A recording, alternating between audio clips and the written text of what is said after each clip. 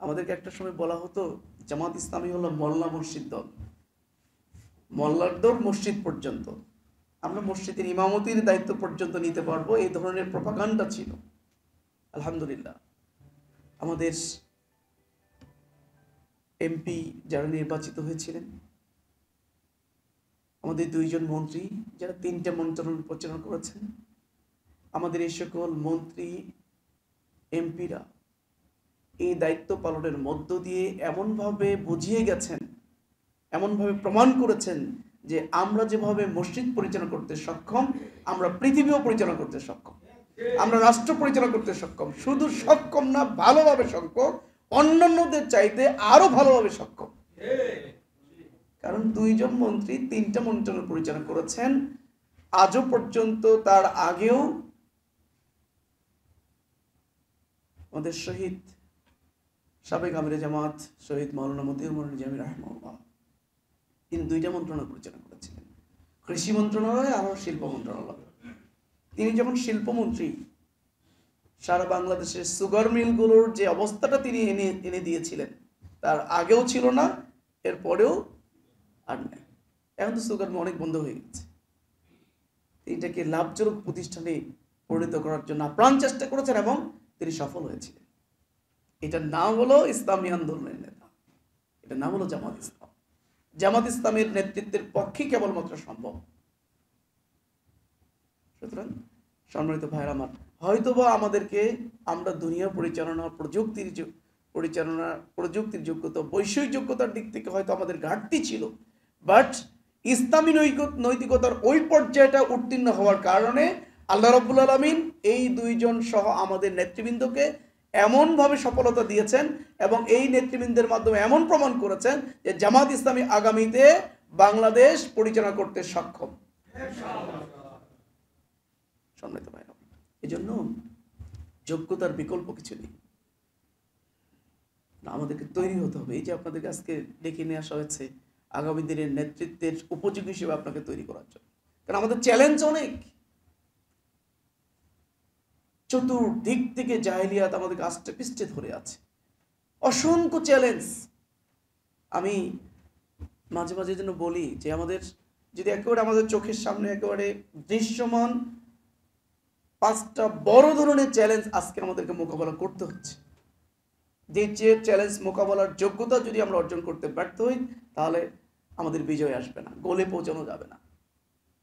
Number 1, military force challenge. পৃথিবীর দিকে তাকান, ইসলামী মুভমেন্টগুলো দিকে তাকান, যেখানে ইসলামী মুভমেন্ট অগ্রসর হয়েছে, রাষ্ট্র ক্ষমতার কাছাকাছি চলে গেছে, সেখানেই যেই শক্তিটা প্রথম আঘাত যেই শক্তির পক্ষ থেকে আঘাত আসছে, যে প্রতিবন্ধকতা তৈরি করা হয়েছে, কেড়ে নেওয়া হয়েছে ক্ষমতা, নেতৃত্ব, সেই জায়গায় এই ফোর্সটাই হলো সবচেয়ে বেশি কাজ করে। এবং এটা একটা বড় চ্যালেঞ্জ, এবং এই চ্যালেঞ্জ মোকাবেলা এই জায়গায় আমাদের নিজেদের অবস্থান তৈরি করতে হবে। নাম্বার 2, ইকোনমিক চ্যালেঞ্জ, অর্থনৈতিক চ্যালেঞ্জ। এটা একটা বড় চ্যালেঞ্জ আমাদের জন্য। মুসলিম বিশ্ব, আমরা এই দিক থেকে অনেক পিছিয়ে, আমাদের অর্থনৈতিক অবরোধ দিলেই আমরা দুর্বল হয়ে যাই। সুতরাং এই অর্থনৈতিক অবরোধ দেওয়ার পরও আমরা যেন এই চ্যালেঞ্জ মোকাবেলা করে সামনের দিকে অগ্রসর হতে পারি। এবার বুঝতে দেখুন, ইরান যখন ইরাক কুয়েত যুদ্ধ চলছিল, ইরাক এবং কুয়েতের মধ্যে যখন যুদ্ধ চলছে, আমেরিকা মানে পশ্চিমা বিশ্বের পলিসিগুলো হলো প্রথমে ইরান যুদ্ধ লাগাই দিল, দিয়ে ইরাককে সহযোগিতা করে ইরানকে দুর্বল করার চেষ্টা করেছিল, ইরানকে ধ্বংস করার চেষ্টা করেছিল। এখন তারা যখন তাদের অস্ত্র, তাদের গোলাবারুদ দিয়ে যখন সহযোগিতা করলো, তারা তো জানে ইরাকের হাতে এখন কি আছে। সুতরাং ইরাক যখন একটু শক্তিশালী হলো, তখন ইরাককে ধ্বংস করতে হবে, তাকে দুর্বল করতে হবে, কারণ এই শক্তি রাখা যাবে না, তারা জানে কার হাতে কি আছে। সুতরাং তাকে ধ্বংস করার জন্য আবার কুয়েতের সাথে যুদ্ধ বাঁধিয়ে দিল, কুয়েতের পক্ষ তারা অবলম্বন করলো।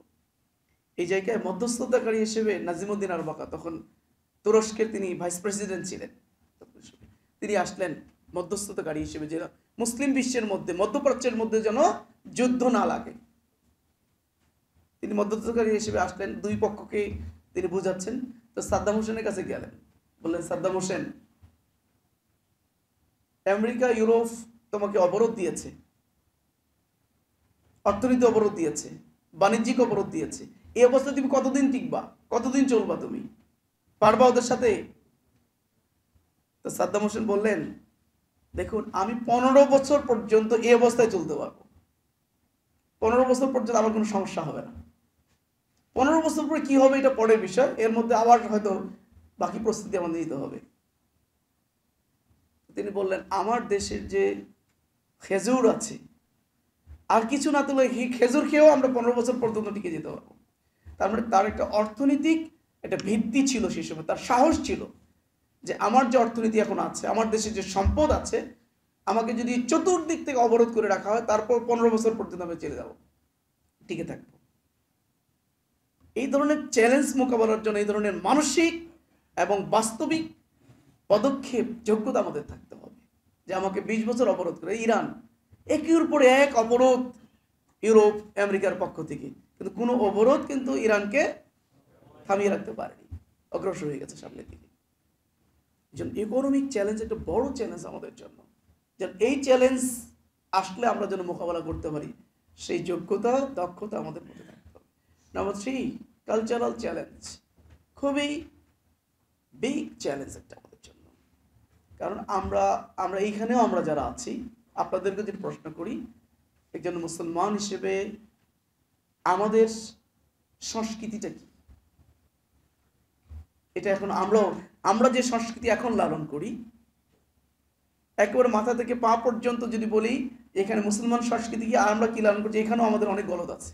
আমরা ভিন্ন সংস্কৃতি গ্রহণ করে ফেলেছি, আমরাও বুঝি না যে কোনটা আমাদের, কোনটা হলো বিজাতীয়। এইভাবেই আমাদেরকে গ্রাস করে ফেলা হচ্ছে। কারণ আপনার একটা পলিটিক্যাল বিপ্লবের পূর্ব শর্ত হলো সাংস্কৃতিক বিপ্লব। সাংস্কৃতিক বিপ্লব দিয়েই কিন্তু মানুষকে চেঞ্জ করে ফেলা যায়। আজকে ওয়েস্টার্ন ইন্ডিয়ান কালচার আমাদের মধ্যে একাকার হয়ে গিয়ে আমাদের নিজস্ব সংস্কৃতিকে ভুলিয়ে দিয়েছে। আমরা বুঝতেই পারি না আমরা কোন সংস্কৃতি, যে সংস্কৃতির মধ্য দিয়ে আমরা ভিন্নভাবে, যে ব্রিটিশরা যখন শাসন করছিল ভারতীয় উপমহাদেশ, 200 বছর শাসন করাকালীন সময়ে এই জায়গায় তারা একটা গবেষণা টিম নিয়োগ করেছিল।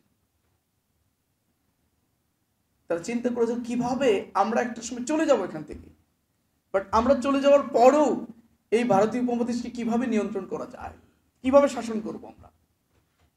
গবেষণা মানে তারা চিন্তা করার পরে যেটা শিক্ষা ব্যবস্থার একটা আমূল পরিবর্তন আনতে চাইলো, এবং তারা একটা পরিকল্পনা গ্রহণ করলো যে আমরা ভারতীয় উপমহাদেশে আমাদের শিক্ষা সংস্কৃতি দিয়ে আমরা এমন একটা গ্রুপ তৈরি করতে চাই, এমন একটা দল এখানে আমরা তৈরি করতে চাই, তারা রক্তে মাংসে হবে এক একজন ভারতীয়। সে মুসলমান পরিচয় দেবে, সে হিন্দু পরিচয় দেবে, বাট তার কৃষ্টি কালচার, তার অন্তরের দিক থেকে সে এক একজন ইংরেজ। সবকিছুই তার হলো ইংরেজের আচরণ, ওই ওয়েস্টার্ন আচরণ, বাট সে বলবে আমি মুসলমান, আমি হিন্দু। এই গ্রুপটাকে দিয়েই তারা হলো এই ভারতীয় উপমহাদেশকে পরিচালনা করবে, এবং তাই হচ্ছে। আজও পর্যন্ত আমরা সেখান থেকে বেরিয়ে আসতে পারিনি।